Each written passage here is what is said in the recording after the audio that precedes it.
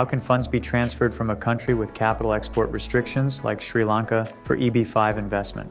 Some countries in Africa, Asia, and the Middle East impose restrictions on the management of U.S. currency within their jurisdictions.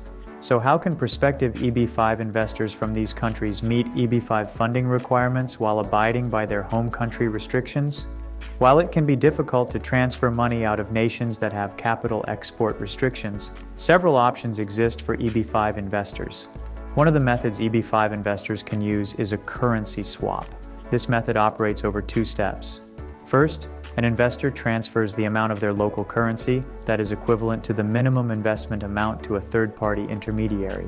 Then, upon receipt of the transfer, the intermediary will transfer the investment funds to the appropriate EB-5 escrow account in US dollars. There are three types of currency swaps depending on who or what is acting as the third-party intermediary.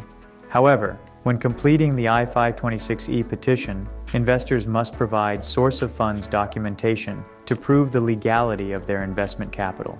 The difficulty of this process depends on which avenue an investor chooses to take. Investors in this situation should consult an experienced EB-5 attorney to decide on the best course of action. The first type involves a swap between an EB-5 investor and someone they know personally, a relative or a friend. It involves reaching out to a friend or relative who already legally possesses U.S. currency outside of the investor's country of origin. If they accept, both parties can move forward with the two-step process detailed earlier. The second type of currency swap occurs with a licensed money exchanger instead.